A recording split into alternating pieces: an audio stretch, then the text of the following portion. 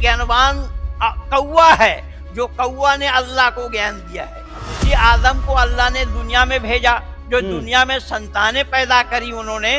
तो मैंने बोला क्या अल्लाह ने ड्रिल लगा करके ये काम किया है क्या? जब शरीर में छिद्र ही नहीं था, और वही शरीर जब बाहर आया तो संतान को कैसे जन्म दिए? ऋषि दयानंद ने सवाल उठाया है कि कुरान का बिस्मिल्लाह ही गलत है। तो इसमें ऋषि दयानंद लिखते हैं कि अल्लाह अगर कयामत के दिन के मालिक हैं तो इस समय का मालिक कौन है? सत्य सनातन वैदिक धर्म को स्वीकार किया और अपने सारे बच्चों को वैदिक धर्म में दीक्षा दी।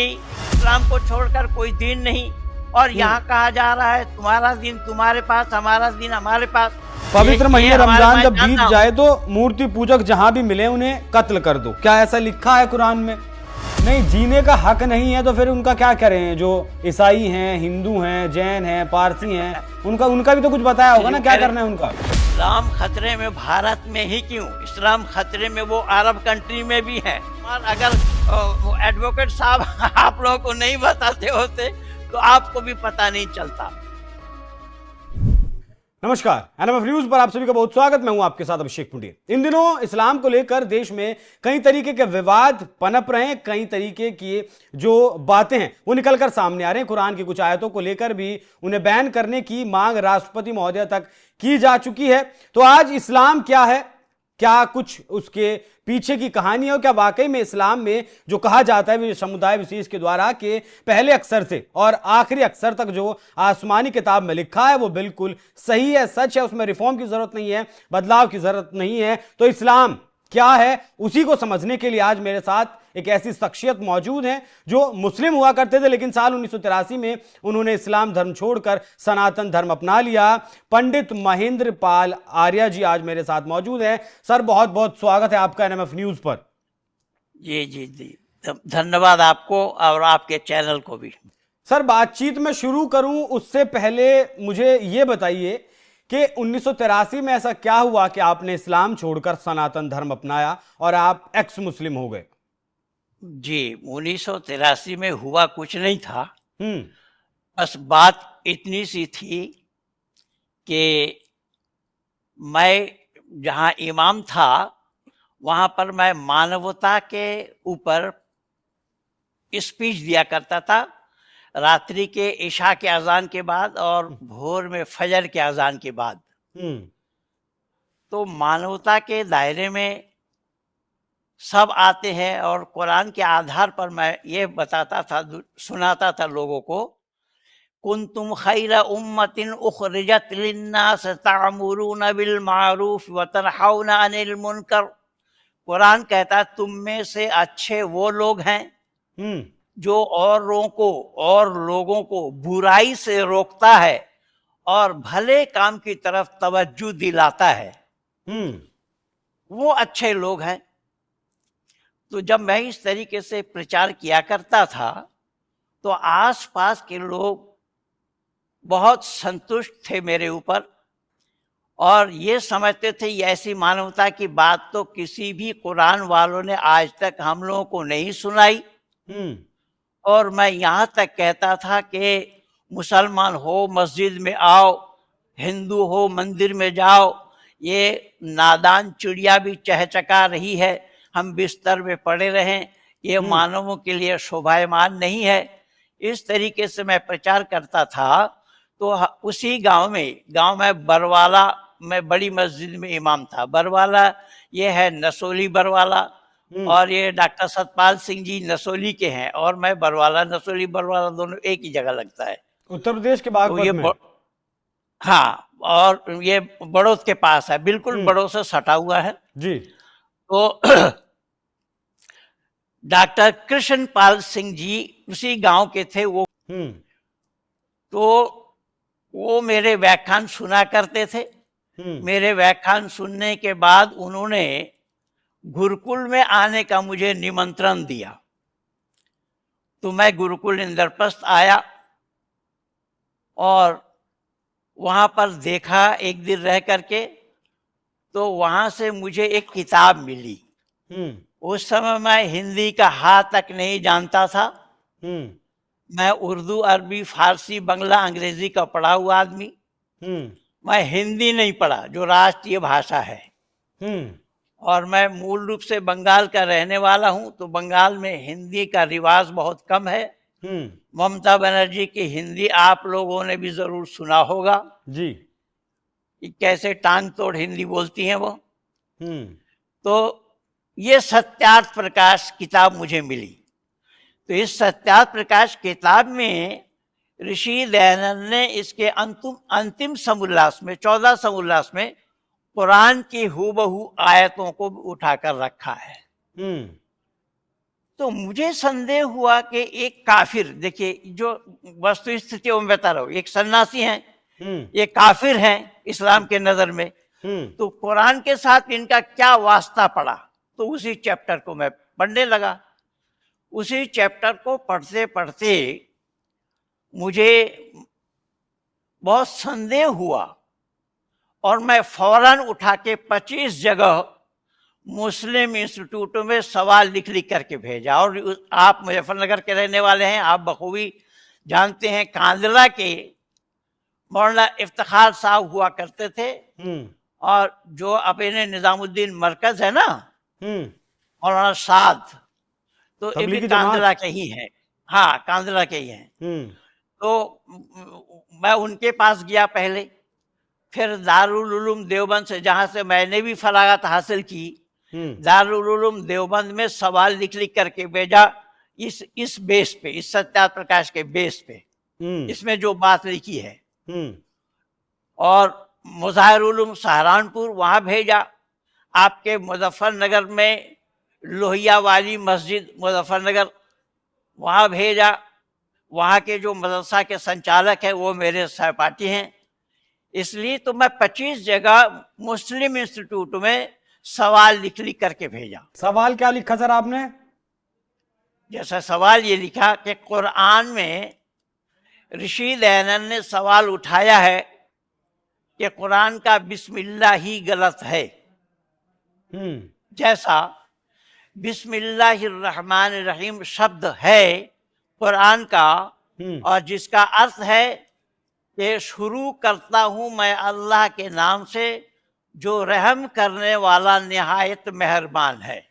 तो ऋषि दयानंद ने सवाल उठाया कि ये कलाम अल्लाह का है, और अल्लाह खुद फरमा रहे हैं शुरू करता हूं मैं अल्लाह के नाम से जो रहम करने वाला मेहरबान है।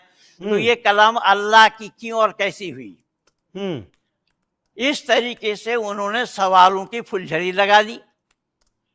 सूरा फातिहा में आया है, अल्हम्दुलिल्लाहि रब्बिल आलमीन अर्रहमानिर रहीम मालिक यौमिद्दीन इय्याका नअबुदु व इय्याका नस्तईन इहदिनस सिरातल मुस्तकीम सिरातल लज़ीना अनअमता अलैहिम गैरिल मग़ज़ूबि अलैहिम वलद्दाल्लीन। ये सूरा फातिहा जो पहला सूरा है, तो इसमें बताया गया है पहली आयत में कि तमाम तारीफें अल्लाह के लिए है।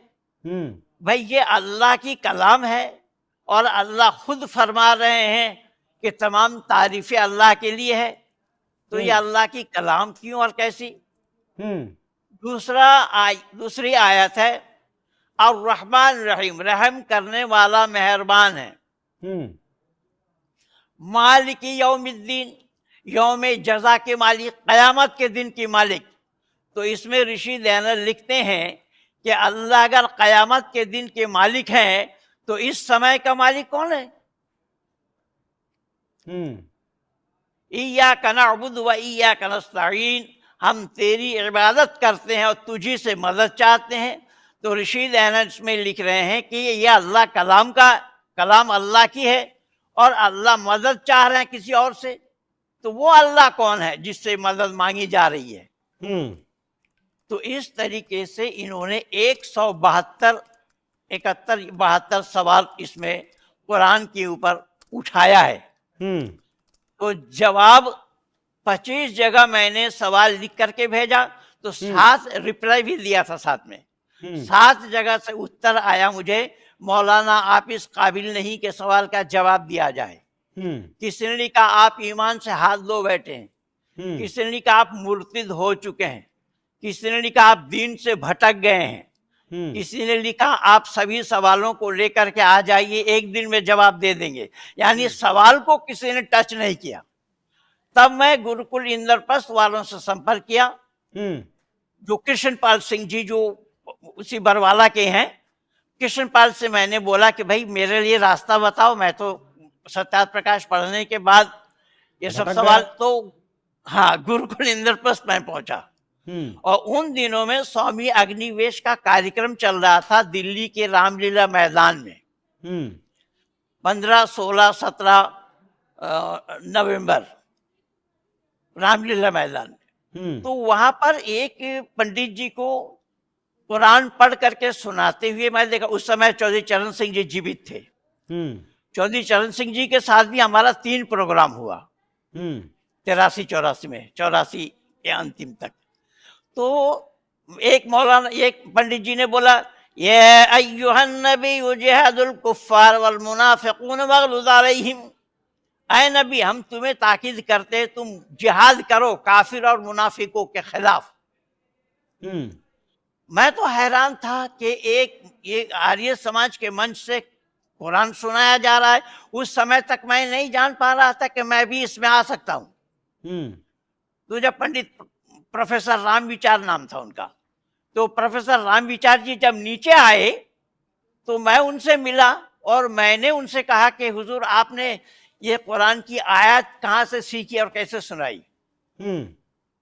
तो वो बोले मैं आप जैसे दोस्त से मिलता, मैं भी उस समय ये अल्लाह का नूर लेकर के ही गया था मैं, टोपी वगैरह सब मैं उसी लिबास में ही था। तो बोले आप जैसे दोस्त से मिलता हूँ, सीखता हूँ, आप भी सिखाइए।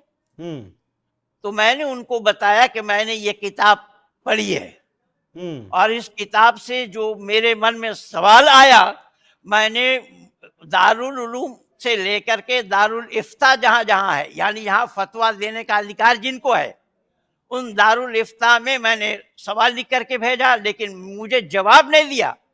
और सवाल के ऊपर में मैं अरबी में लिखा था, उन्जुर इला मा क़ाला वला तंजुर इला मन क़ाला, कि मैं कौन कह रहा हूं मुझे न देखें, मैं क्या कह रहा हूं उस पर विचार करें।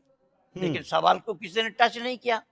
तो सवाल को किसी ने टच नहीं किया तो फिर मैं वापस आया अपने बरवाला में और गुरुकुल इंद्रप्रस्थ के माध्यम से 30 नवंबर 83 को मैंने सत्य सनातन वैदिक धर्म को स्वीकार किया और अपने सारे बच्चों को वैदिक धर्म में दीक्षा दी। और उसी दिन से मैंने ये उपनयन धारण किया, जनेऊ धारण किया और गुरुकुल इंद्रप्रस्थ में आ गए। पहले क्या नाम हुआ करता था सर आपका? मौलवी महबूब अली। महबूब अली से आप महेंद्र पाल बने? जी। अच्छा, ये आपने शुरुआत में जो बिस्मिल्लाह शब्द का इस्तेमाल किया कि वो गलत लिखा हुआ, मैं नहीं समझ पाया कि अच्छा अगर वो गलत लिखा है तो सही क्या है फिर? ऋषि दयानंद की मान्यता है कि कुरान का बिस्मिल्लाह ही गलत है और इस पर मैं बहुत सारा वीडियो मैं भी बनाया हूँ, कुरान का हवाला देकर, तफसीर इब्न कसीर का हवाला देकर। अभी अभी एक वीडियो मैं बनाया था ये अब्दुल्ला तारिक के ऊपर, वो मैं आपको अभी भेज दूंगा।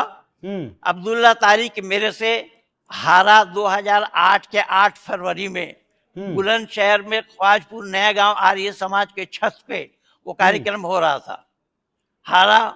उससे पहले 27 मार्च 2008 को 2007 को इसमें अलीगढ़ मुस्लिम यूनिवर्सिटी के प्रोफेसर तारिक मुर्तजा भी हारा मेरे साथ। इस तरीके से मेरा जहाँ जहाँ मुनाजिरा हुआ, यानी डिबेट शास्त्रार्थ हुई, इस्लाम वालों के पास कोई जवाब नहीं रहा। तो मैं फिर इधर आने के बाद, गुरुकुल इंद्रप्रस्थ में आने के बाद, मैंने गुरुकुल इंद्रप्रस्थ से फिर शास्त्रीय आचार्य किया। ये गुरुकुल इंद्रप्रस्थ का ही सनद है। गुरुकुल इंद्रप्रस्थ में मुझे आचार्य की उपाधि दी। गुरुकुल इंद्रप्रस्थ में मैं रह करके फिर हिंदी, वहां मैं बच्चों को सुला करके रात को 2-2 बजे आ इ ई उ सीखता था। तो आहिस्ता आहिस्ता मैं हिंदी और संस्कृत अपने प्रयास से। चलिए वो तो ठीक है सर, लेकिन मैं ये जानना चाहता हूं कि ये पहले, या तो मैं समझ नहीं पा रहा हूं, जैसे आप कह रहे हैं बार बार कि कुरान का बिस्मिल्लाह ही गलत लिखा हुआ है। वो बिस्मिल्लाह है क्या? बिस्मिल्लाह प्रारंभिक वाक्य है। प्रारंभिक वाक्य है, तो फिर सही हाँ, क्या है कुरान सर? का। आपने सही खोजने की कोशिश की? जब इन्होंने जवाब नहीं दिया, सही तो हम वेद से मिला। वेद हाँ, से? सही खोजने की मैं, वेद में आया है कि यथे मम वाचम कल्याणी माँ बलानी जनेभ्या। हाँ। ये कल्याणी वाणी मानव मात्र के कल्याण के लिए है, किसी व्यक्ति विशेष का कल्याण नहीं करता, कोई वर्ग विशेष का, संप्रदाय विशेष का कल्याण नहीं करता, ये मानव मात्र का कल्याण करता है।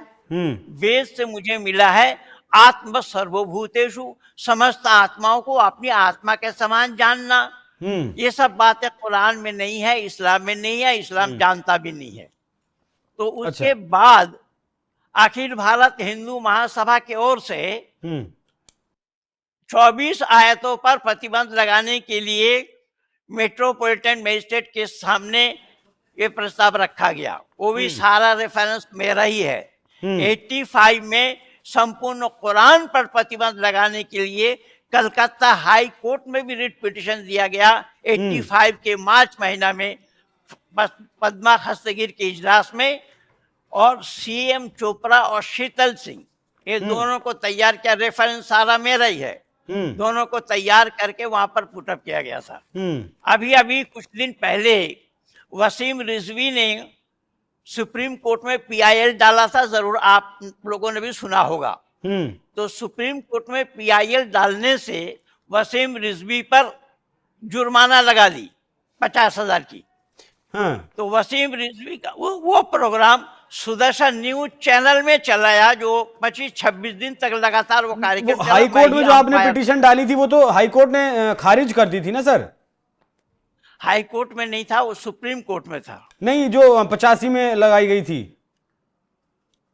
हाँ, 85 में मेट्रोपॉलिटन मजिस्ट्रेट के सामने लगाई गई थी, वो खारिज नहीं किया, उस पर भी फैसला दिया है।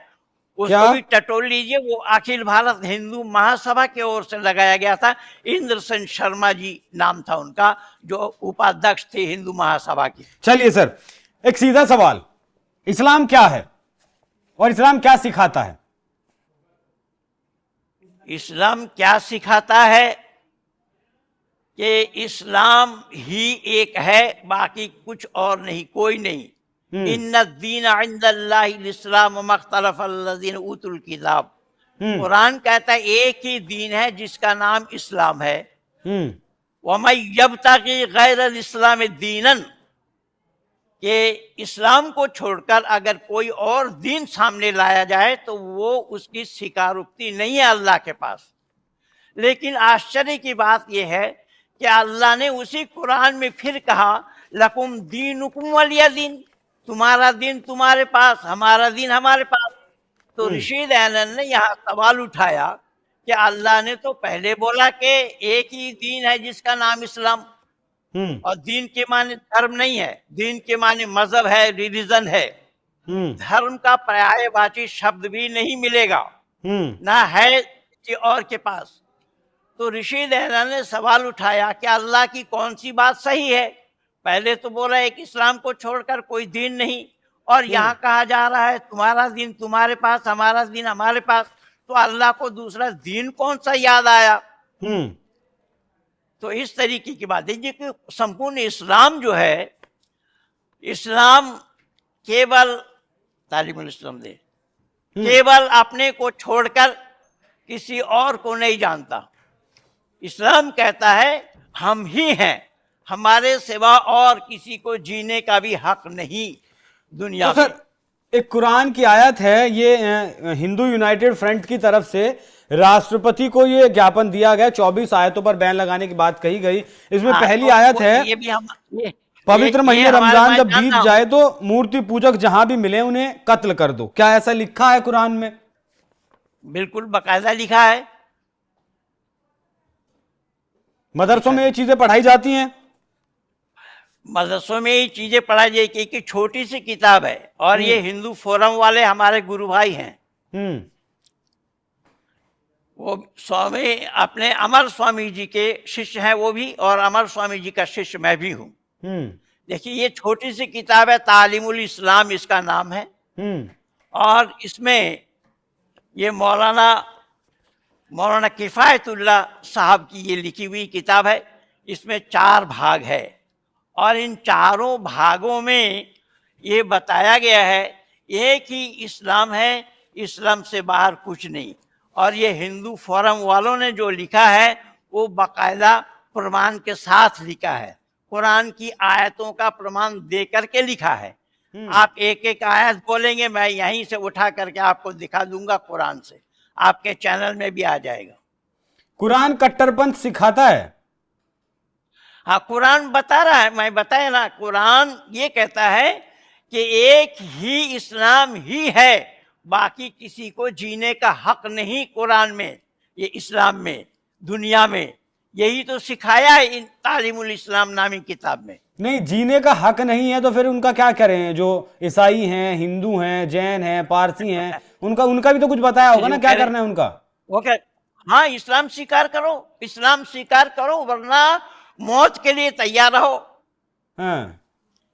या अय्युहन नबिय्यु जिहादल कुफ्फार वल मुनाफिकून वगलुज़ अलैहिम, ये ऐ नबी तुम ताकीद करो उन मुनाफिकों को और काफिरों के खिलाफ कि तुम 100 मुसलमान हो तो हजारों काफिरों पर भारी पड़ोगे, तुम 10 हो तो 200 पर भारी पड़ोगे, तुम 1000 हो तो लाखों पर भारी पड़ोगे। ये तो कुरान खुद बैठा, ये अल्लाह ने खुद मुसलमानों को ये हुक्म दिया है, यह आदेश दिया है।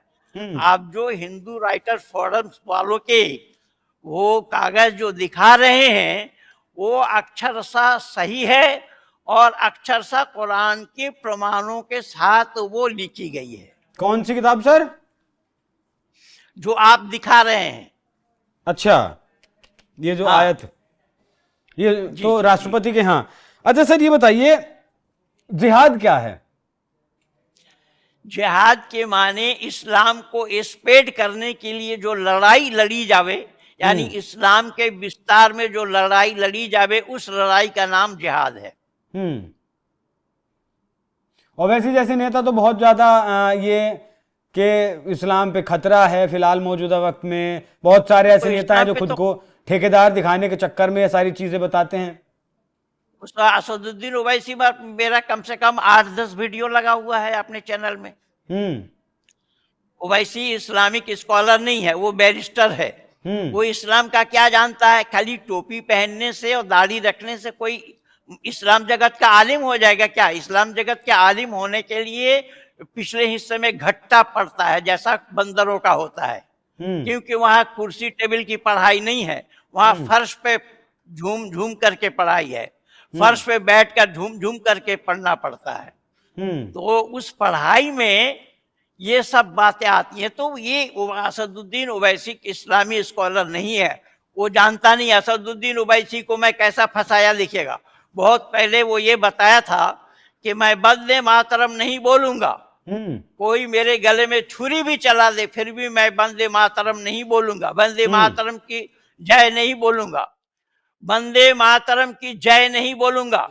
तो उसी को मैं उसी के ही वीडियो से दिखा करके बताया कि असदुद्दीन ओवैसी साहब, आपने ये बोला है कि मैं वंदे मातरम की जय नहीं बोलूंगा, तो आप तो पहले बोल करके कह रहे हैं नहीं बोलूंगा, आपने बोल भी दिया और कह भी रहे हैं नहीं बोलूंगा। क्या मतलब हुआ? बोलने के बाद आप कह रहे हैं नहीं बोलूंगा, ये तो पहले बोलना चाहिए था। आप बोल रहे हैं वही बात जिसको बोलना नहीं चाहते, तो फिर नहीं बोलूंगा का क्या तात्पर्य है भाई? जैसे बोलकर जो है बता रहे हैं और फिर कह रहे हैं बोलूंगा नहीं। हाँ। अच्छा सर, भारत में इस्लाम खतरे में है? इस्लाम खतरे में भारत में ही क्यों, इस्लाम खतरे में वो अरब कंट्री में भी है। वो सऊदी अरबिया में मक्का और मदीना जहां पर बसे हुए हैं, वहां पर भी तबलीगी जमात का प्रचार में प्रतिबंध लग गया। तबलीगी जमात जो आपके पड़ोसी जो कांदला वाले हैं, इन कांदला वालों का ही सारा कारोबार है। तबलीगी जमात वाले निजामुद्दीन मरकज में, निजामुद्दीन थाना के पीछे वाली जो बिल्डिंग है वो निजामुद्दीन मरकज है, तबलीगी जमात की हेड ऑफिस वो तो है। दर्जनों देशों में बैन है सर तबलीगी जमात तो। अरे भाई, दर्जनों अन्य देशों में बैन हो वो तो अलग बात है, चीन में बैन हो अलग बात है। चीन में तो कुरान को गटरों में फेंका, कुरान पर आग लगाई गई, मस्जिद को शौचालय बनाया गया, और देशों में बैन हो अलग है। लेकिन मैं कह रहा हूं कि अरब कंट्री में ही बैन है तबलीगी जमात पर। अब इस्लाम वाले खुद सोचे इस्लाम खतरे में है या नहीं है। भारत में क्या खतरा है? भारत में तो वो धड़ल्ले से प्रचार कर रहे हैं, सारा काम इस्लाम वालों का हो रहा है। अगर खतरा है तो उन देशों में है जहां पर इनको इन पर प्रतिबंध लगाया, जहां पर इन पर बैन लगाई। अच्छा सर, मेरी ना कई एक्स मुस्लिमों से भी बात हुई। एक एक्स मुस्लिम साहिल हैं, उनसे भी मेरी बातचीत हुई थी। आज मैं आपसे बात कर रहा हूं। तो ये जो चीजें आपको समझ आती हैं कि कुरान में जो लिखा है वो कट्टरपंथ सिखाता है, वो सही नहीं लिखा है, या फिर जो भी आप लोग समझते हैं वो और लोगों को क्यों समझ नहीं आता? तो और लोग समझने का प्रयास करेंगे तो भी समझेंगे ना। वहां तो अल्लाह ने मना किया है, हदीस में आया है कुल्लु मा जाअ बिर्रसूल मिन इंदिल्लाह, रसूल ने जो बतलाया अल्लाह के तरफ से उसको बगैर छानबीन किए उसको मान लेना। इस्लाम है सरेंडर टू अल्लाह। कुरान कहता ज़ालिकल किताब ला रैब फीह, कोई शक व शुबा की गुंजाइश नहीं इस कुरान के अंदर। अगर उसमें शक हो तो भी शक नहीं कर सकते। अब शक कैसे हो, तो मैं एक प्रमाण आपको दे रहा हूं। प्रमाण ये है, सूरा बकर में ऐसे कुरान भरा पड़ा है और इसी पर ही मेरा 42 वर्षों से काम चल रहा है। मुझे आग 1-2 दिन नहीं 42 वर्ष हो गया है। ये जो एक्स मुस्लिम आप देख रहे हैं ना, ये लीक मेरा ही बनाया हुआ है। तो आज से 42 वर्ष पहले इस काम को मैंने जोड़ा था। उस समय कोई नहीं जानता था क्या है क्या नहीं है। लेकिन ये जितने भी एक्स मुस्लिम हो रहे हैं ये सब नास्तिक हैं, इनको धर्म से कोई वास्ता नहीं। लेकिन मैंने जाना कि धर्म मानव मात्र के लिए एक होता है, अनेक नहीं। जिस दिन मेरा शुद्धिकरण हुआ, जिस दिन मेरा ये उपनयन हुआ, तो मैं अपनी सबसे पहले वक्तव्य में भी यही कहा कि मैं धर्म नहीं बदल रहा हूं, धर्म बदला जाना संभव नहीं है। धर्म मानव मात्र के लिए एक है और वो है सत्य सनातन वैदिक धर्म। मैं समाज छोड़ रहा हूं, मुस्लिम समाज को छोड़ करके मैं सत्य सनातन वैदिक धर्म को स्वीकार कर रहा हूं। तो इस्लाम क्या है सर फिर? अगर धर्म सिर्फ एक है सत्य सनातन, तो इस्लाम क्या है? इस्लाम मत है, मजहब है,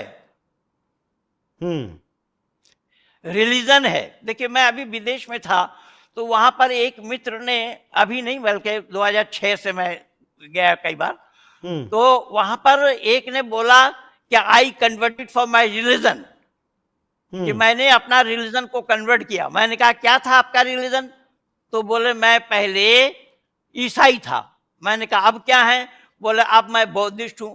मैंने कहा आपने रिलीजन बदला है? बोले हाँ। मैंने कहा धर्म तो नहीं बदल पाए, धर्म कहाँ बदले आप, धर्म कहाँ है? तो बोले मैं तो रिलीजन माने धर्म कहता हूं। मैंने रिलीजन माने होता है संप्रदाय, रिलीजन माने धर्म नहीं होता। तो आप पहले ईसाई संप्रदाय में थे, अब आप बौद्ध संप्रदाय में है। धर्म शब्द तो अंग्रेजी में नहीं है। उसने बोला कैसी बात कर रहे हैं, रिलीजन क्या है? रिलीजन माने संप्रदाय है, रिलीजन माने धर्म नहीं है। मैंने कहा केवल अंग्रेजी में रिलीजन ही नहीं, अनेक शब्द अंग्रेजी में नहीं है। जैसा मैंने कहा कि आपके भाई बहन हैं? बोले हाँ। मैंने कहा बहनें शादीशुदा हैं? बोले जी। मैंने कहा उनके पति को आप क्या कहते हैं? बोले उनके पति को हम ब्रदर इन लॉ कहते हैं। मैंने वो आपको क्या कहता है? बोले वो भी हमें ब्रदर इन लॉ कहता है। तो मैंने कहा कि मैं कैसे जानूंगा कि वो आपके बहनोई है या आप उनके बहनोई है? वो जो बोल रहा है आप भी वही बोल रहे हैं। और हमारे यहाँ वैदिक संस्कृत में जी जा जी ये शब्द है, लेकिन आप ये जानते नहीं है। तो उन्होंने फिर पूछा तो फिर संस्कृत में क्या खूबी है? मैंने कहा संस्कृत की एक खूबी मैं आपको बता रहा हूं। जैसा मैं विद्यालय जा रहा हूं, आप अंग्रेजी में क्या बोलेंगे? बोला I am going to school. तो मैंने कहा अगर मैं ये कहूं कि गोइंग टू आईएम स्कूल, बोले गलत होगा। मैंने कहा किस दृष्टि से गलत होगा? बोले ग्रामर की दृष्टि से गलत होगा। मैंने कहा इसी एक वाक्य को मैं दे रहा हूं, इसी को अगर मैं संस्कृत में बोलूंगा कि मैं विद्यालय जा रहा हूं, तो संस्कृत में बोलना पड़ेगा अहम विद्यालयम गच्छामि, मैं विद्यालय जा रहा हूं। अब कोई ये कहे कि गच्छामि अहम विद्यालयम, तो भी ग्रामर की दृष्टि से कोई गलती नहीं है। कोई ये कहे कि विद्यालयम गच्छामि अहम, तो भी संस्कृत की दृष्टि से कोई, यानी ग्रामर की दृष्टि से कोई गलती नहीं है। यानी 3 सेंटेंस यहाँ पर आगे पीछे करिए तो ग्रामर की दृष्टि से कोई गलती नहीं है। मैंने कहा ये खूबी केवल संस्कृत में है, आप कहां से पाओगे? ये बड़ी नई चीज बताई सर आपने, आज पहली बार इस चीज का हमने भी जो है गौर किया, जो आपने ये संस्कृति खूबसूरती को बताया है। चलिए हाँ, अभी मैंने जी भाई साहब, मैं आज 42 वर्षों से कूद रहा हूं। मैं आपको सच्चाई बताऊं, मौड़ा जितने भी हैं मेरे सामने आने के लिए तैयार नहीं है। मौलाना अरशद मदनी मेरे सामने नहीं आए। सुदर्शन न्यूज चैनल में 13 दिन प्रोग्राम चला, उनका पुतला रख करके सामने 13 दिन प्रोग्राम चलाया गया। वसीम रिजवी के PIL पर जब वो 26 दिन तक लगातार कार्यक्रम हुआ, रोजाना मौलाना लोग आते रहे, लेकिन मैं किसी को टिकने नहीं दिया, ना वो जवाब दे पाए। एक सारा मेरा काम किया हुआ है, मेरा प्रैक्टिकल किया हुआ है ये सारा काम, पर आप लोगों को ये जानकारी नहीं है। इसलिए हमारे भाई अश्विनी कुमार, अगर एडवोकेट साहब आप लोगों को नहीं बताते होते तो आपको भी पता नहीं चलता। मैं बहुत दिनों से काम कर रहा हूं, और सुदर्शन न्यूज चैनल, देखिए जाकिर नाइक का पर्दाफाश मेरा ही कार्यक्रम है। जाकिर नाइक का जाकिर नाइक का पर्दाफाश सुदर्शन न्यूज चैनल में ही मेरा कार्यक्रम है। 2003 में मैं उसको घेरा। उसका एक फोल्डर है the similarity between Hinduism and Islam. मैंने कहा हिंदुइज्म एंड इस्लाम में सिमिलरिटी कहाँ है, तुम ये दिखाओ। इस्लाम में एक स्त्री एक पुरुष से दुनिया बनाई गई, और वेद में बताया असंख्य जीव पैदा हुए, स्त्री और पुरुष जमान जमान पैदा हुए, जैसा आकाश में सितारा है इतने पैदा हुए। एक स्त्री और एक पुरुष से दुनिया बनी, तो वहां पर भाई बहनों में शादी हुई। लेकिन उसमें कितना गप, देखिए ये इस्लाम वालों की मान्यता है कि जन्नत में, ये देखिए आपको ये सारा प्रमाण दिखा रहा हूं, ये डॉक्टर जाकिर नाइक मेरे पास हारा हुआ है, 3 बार समय दे करके मेरे पास नहीं आया, और ये बाकायदा मेरे नाम से ये पत्र भेजा है। देखिए पंडित महेंद्र पाल आर्य समाज, आर्य नगर, पहाड़गंज, नई दिल्ली 110055। क्या लिखा है इस पत्र में? वही the similarity between Hinduism and Islam. वो हमें 2004 में बंबई में एक सेमिनार किया था, उसमें मुझे बुलाने का ये निमंत्रण पत्र दिया। तो उसको बुलाने का काम क्यों बना? मैं उसका विरोध किया था कि भाई तुम सिमिलरिटी बता रहे हो, ये सिमिलरिटी कहाँ है? दोनों ये हिंदुइज्म एंड इस्लाम में तुम जो बता रहे हो कि दोनों में समानता है, तो वो समानता कहाँ है? वहां भाई बहनों में शादी हो रही है, और एक बहन खूबसूरत होने के नाते दोनों भाई ने उस पर नजर दौड़ाई, और फिर अल्लाह ने हुक्म दिया, फिर एक का मिन्नत मानी गई, एक का नहीं। अल्लाह ने कौवा भेजा, कौवा भेज करके दोनों कौवे को वहां लड़ाया, एक कौवा दूसरे कौवे को मारा, तो वो मिट्टी खोद कर उसको कब्र दे रहे हैं। अब मानव ज्ञानवान नहीं है, इस्लाम में ज्ञानवान कौवा है, जो कौवा ने अल्लाह को ज्ञान दिया है। तो इस तरीके से ये जाकिर नाइक का 2 बार इस तरीके से मेरे पास निमंत्रण आया। अभी क्या कहा सर आपने? इस्लाम में कौवे ने किसे ज्ञान दिया है? वो आप इसका मतलब सुन नहीं पाए। जी जी जी। हजरत आदम को जन्नत में पति पत्नी को रहने के लिए दिया, और खूबी की बात देखिएगा, इस्लाम वालों की मान्यता है कि जन्नत में खाया पिया जाएगा, वहां पर खाने पीने के लिए दिए जाएंगे, लेकिन शरीर से निकालने के लिए कोई मसला नहीं है, यानी मल मूत्र करना नहीं पड़ेगा। अब शरीर बना कैसे? जबकि ये शरीर 8 चक्र 9 दरवाजा है, तभी इसका नाम अयोध्या पड़ा। इसके 9 छिद्र हैं शरीर में, 2 कान के, 2 आंख के, 2 नाक के, 1 मुंह के, और मलमूत्र का ये 9 छिद्र है, इसका नाम शरीर है।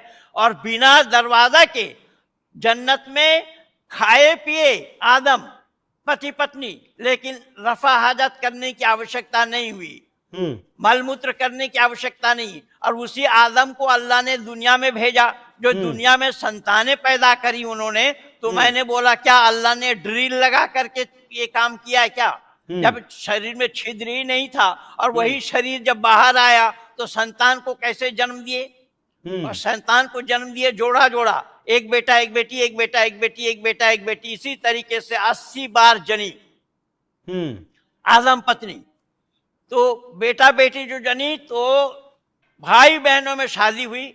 तो एक बार जो पहला 6 लोग हैं यहाँ पर लिखे, 6 लोगों में ये चैन से नहीं रह पाए, 6 लोगों में ही अल्लाह लड़ा दिया।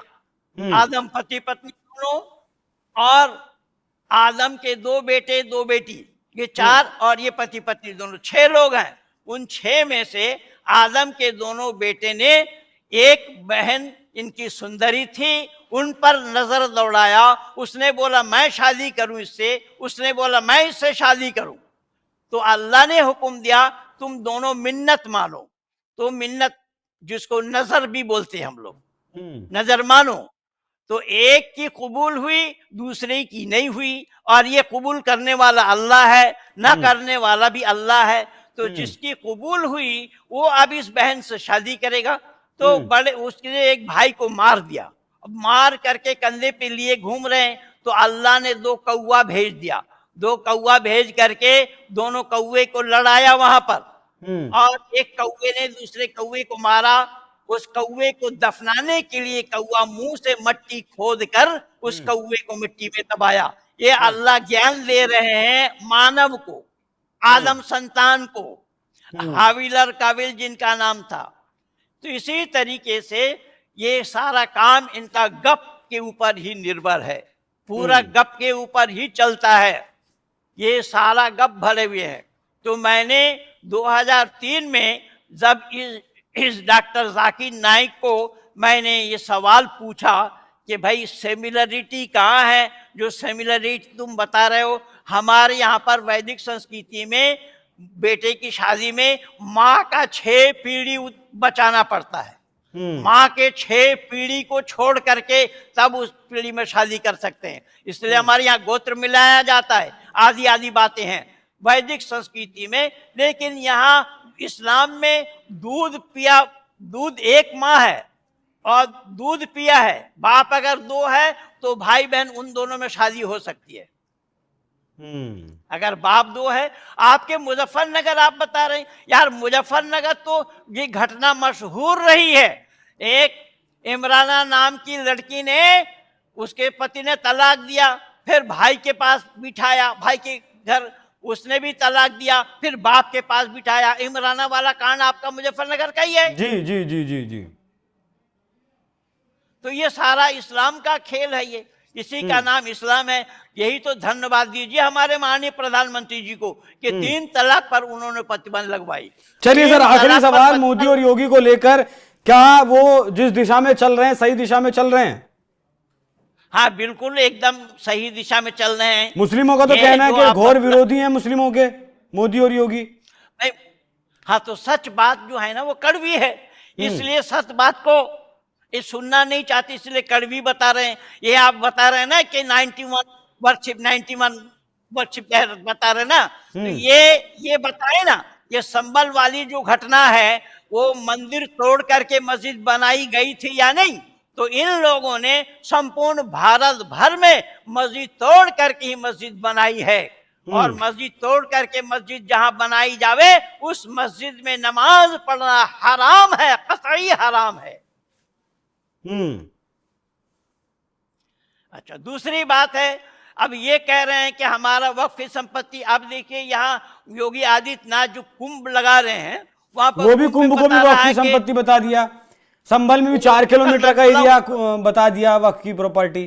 तो भाई वो वक्फ उसको कहा जाता है कि इनके बाप दादाओं ने, पूर्वजों ने इनके नाम जमीन कर गए, उसको वक्फ बोला जाता है। तो इनके बाप दादाओं ने इनके नाम जमीन कर गए, वो अगर वक्फ है तो पाकिस्तान जो लिया इन्होंने वो किसकी संपत्ति में लिया? वो संपत्ति किनकी है? बोले ना कोई इस्लाम वाले कि वहां वो पाकिस्तान की जो संपत्ति है, जहां जितने क्षेत्र में पाकिस्तान बनाई गई है वो किसकी जमीन है? किसके जमीन पर पाकिस्तान बनाई गई है? तो फिर यहाँ क्या तुम बकवास कर रहे हो? ये वक्फी जमीन में, वक्फी जमीन क्या? वो जहां गंगा जमुना सरस्वती तीनों नदी का समावेश है, उसमें ही तुम्हारे बाप दादाओं ने गंगा को जमीन दे गए थे क्या? जो गंगा के किनारे तुम अपना जमीन बतला रहे हो, 25 बीघा या 52 बीघा, इस तरीके से ये केवल वितंडा करना चाह रहे हैं। इस्लाम का मतलब ही वितंडा, क्योंकि अल्लाह ने ही खुद बताया। आपके हाथ में जो हिंदू फोरम वालों की जो कागज है उसमें एक एक आयत पर समीक्षा की हुई है, और वो सारा समीक्षा इसी सत्यार्थ प्रकाश की पुस्तक के आधार पर ही है। और जिन्होंने लिखा है हिंदू राइटर फोरम वाले, वो हमारे गुरु भाई हैं, मैंने आपको पहले ही बताया।